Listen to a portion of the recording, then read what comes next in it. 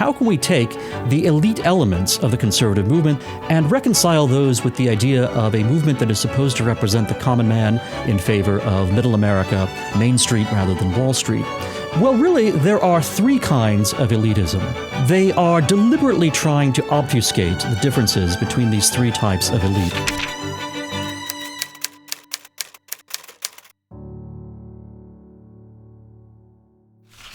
Would you rather be governed by the first 2,000 names pulled out of a hat or by the faculty of Harvard University? This is a question that one of the most famous conservatives of the 20th century asked an audience one time. He phrased it a little differently. Back then, we still had phone books that listed the names of everyone who lived in a particular city, and he asked whether it would be better to be governed by the first 2,000 names drawn out of the Boston phone directory, and actually in an earlier version of the speech, the Garden City, New Jersey phone directory, rather than by the faculty of Harvard. Now, the person who said this was William F. Buckley Jr. His significance to the conservative movement is that he was one of its great founders in the post-war era. Buckley is best known as the founder of National Review magazine, but he was really a kind of Johnny Appleseed for the conservative movement as a whole. The founding father, in many respects, of conservative television, conservative presence on campus. He was the founder, for example, or at least at his home in Sharon, Connecticut, an organization called Young Americans for Freedom was founded in 1960. National Review had been founded a little earlier in 1955. Buckley was also the founder, or one of the founders, of the Conservative Party of New York, which is a third party that puts pressure on the Republicans in New York to be more conservative than they otherwise would be. Perhaps, as far as modern age is concerned, Buckley's greatest distinction was that he was one of the founders, in fact, the first president of an organization called the Intercollegiate Society of Individualists, or ISI. Now, ISI today is known as the Intercollegiate Studies Institute, and it is, in fact, the publisher of Modern Age. Hi, I'm Dan McCarthy. I'm the editor of Modern Age, which is a publication that was founded all the way back in 1957 by Russell Kirk. At Modern Age, which is published in print every 3 months and which appears daily on a website, modernagejournal.com, we go behind the headlines. We go behind the immediate news of the hour and all the sort of ebb and flow of the news cycle, and we talk about the ideas that are actually at the heart of our country, of our republic, and indeed of our civilization. Modern Age is a source for the conservative intellectual who wants to go deeper and learn more about the roots of his philosophy, her philosophy, and ideas. So Bill Buckley was a tremendous entrepreneur, both in the realm of communications, in the realm of political ideas, and in the creation of what is now known as the conservative movement.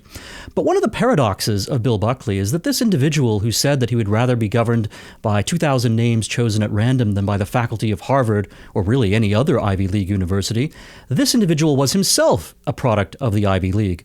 Bill Buckley was a graduate of Yale, and he wrote his first book, God and Man at Yale, about his experience as an undergraduate. Buckley was someone who had a tremendous appreciation for the finer things in life, and this comes through in all the reminiscences of his friends. And this year, which is actually the centenary of Buckley's birth in 1925, all of Buckley's friends, those who knew him when they were, his contemporaries, including, but also younger people who knew Buckley as a mentor, as an elder statesman figure. There's a great deal of celebration of Buckley's life right now. And one of the things that all of his friends, everyone who knew him, whether they were young or old, likes to emphasize is that Buckley enjoyed the finer things in life. He enjoyed classical music, for example. He enjoyed fine food.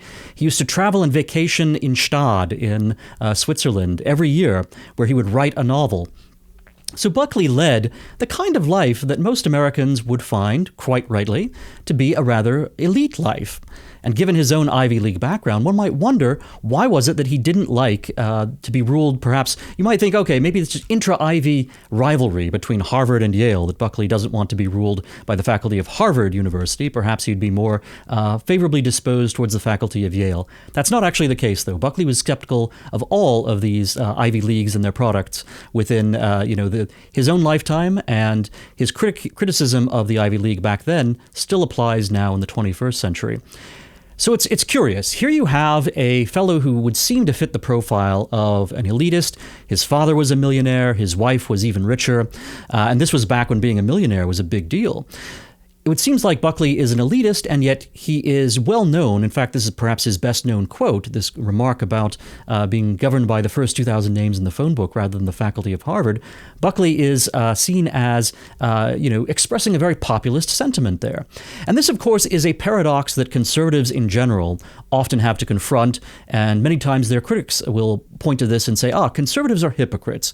Conservatives are talking about being populists, they're talking about representing middle America, but in fact, they're all quite wealthy, they're well-educated, they are in fact elitists themselves. Right now, for example, you see that with President Trump and Vice President Vance, both of them have Ivy League educations, partly through business school and through law school rather than undergraduate in the case of J.D. Vance, but nevertheless, they are both clearly individuals who could be considered elite. They've made a lot of money, they are highly intelligent, well-educated, and yet they also seem to be functioning as a kind of, each of them, as a kind of tribune of the common man.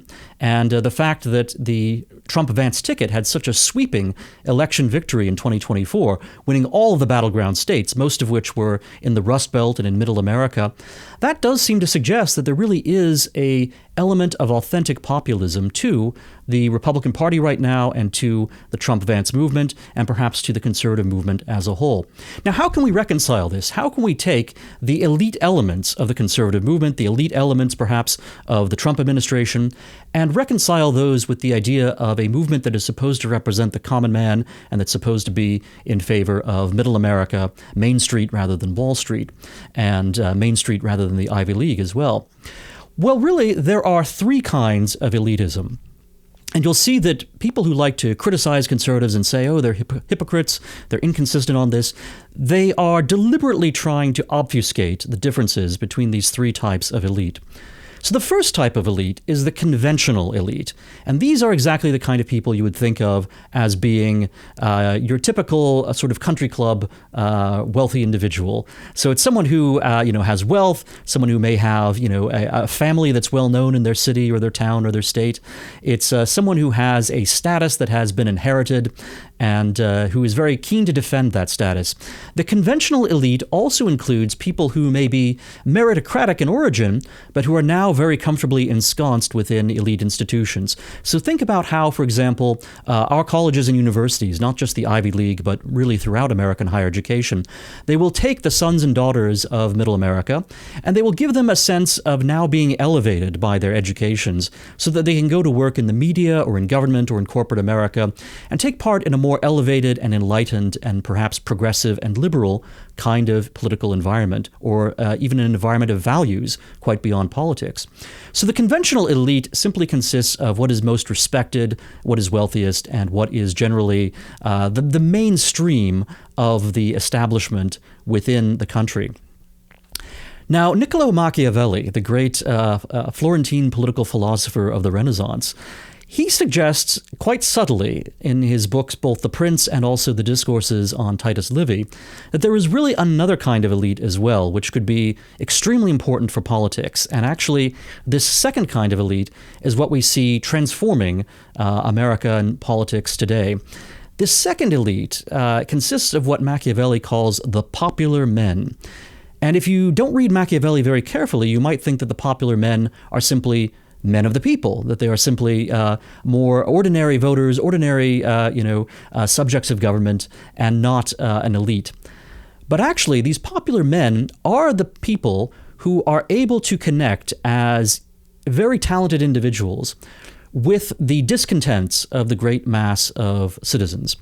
So in some cases, these may be members of the establishment elite, members of the conventional elite, who are not quite fitting in with the conventional elite and actually have a rivalry with other members of the conventional elite. And therefore, they go and look at the people and say, perhaps the people would be a source of support for me. And perhaps I need to support the people if I want to get their support in turn. So you can take members of the conventional elite and actually connect them to the people. And those members of the conventional elite become what Machiavelli calls the popular men. But there's also another way in which you get these popular men, and that is that you can have individuals who may be part of the people, who are not part of the conventional elite at all, who are not wealthy or well-born or generally of high status, and yet who have tremendous natural talents, and those natural talents are being blocked by the rigidity of the power structure within the polity, within the city or the country. In that case, these individuals who have natural talent, who are naturally part of an elite, are going to be discontented with the political structure that exists in the country, precisely because they're unable to advance, they're unable to make the most of their talents, because the conventional elite basically holds all the offices, has most of the wealth, and is even monopolizing the world of intellect and ideas. And so you may have ambitious outsiders who are highly talented. Machiavelli says that they would be princes in a, if they had the opportunity, right? They are basically kings without a kingdom. They are a talent base that simply doesn't yet have the opportunity or the conventional means in order to live up to their abilities. And so they're willing to challenge the conventional elite in order to try to change the polity so that they are able to move up to the level that their natural talents would take them to. I want to briefly just say, be sure to look at the distinction between these two categories.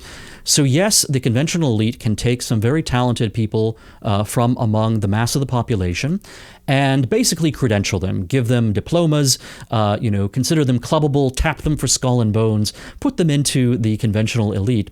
But that doesn't necessarily mean that the people who are getting those credentials are the most talented. It doesn't mean that meritocracy is necessarily a reality, because it may be the case that the people who are being tapped for the elite and who are being drawn from the mass of the public and put into our elite institutions are simply the ones who are most willing to conform to the ethos of the conventional elite, rather than actually being the most talented people who might in fact transform the elite and change its character, change its ethos.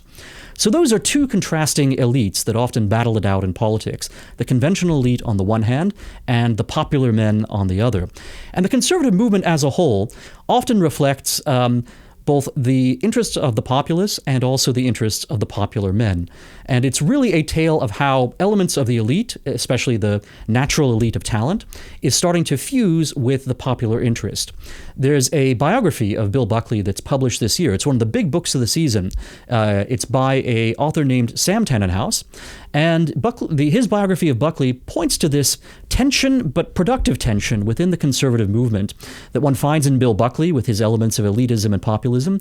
You find it throughout Republican political leaders like Barry Goldwater, like Richard Nixon, like Ronald Reagan, all of whom had both a populist side but also a certain amount of elitism. Nixon, by the way, is a great example of someone who had natural ability, who was kind of an outsider, however, among the established elite. He always felt like an outsider.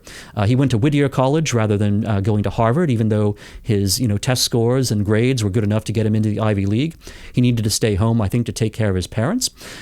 Nixon was someone who, because he always felt like an outsider, was willing, once he became president, to start to challenge, and of course, ultimately in a very controversial way with Watergate, but to challenge all of the political assumptions of the established elite. And for that, much more than for Watergate itself, Nixon was actually hated by much of the media and by what we now call the deep state, by people like Mark Felt, who is, the character known to history, known in chronicles of Watergate as this character Deep Throat, the source for Woodward and Bernstein.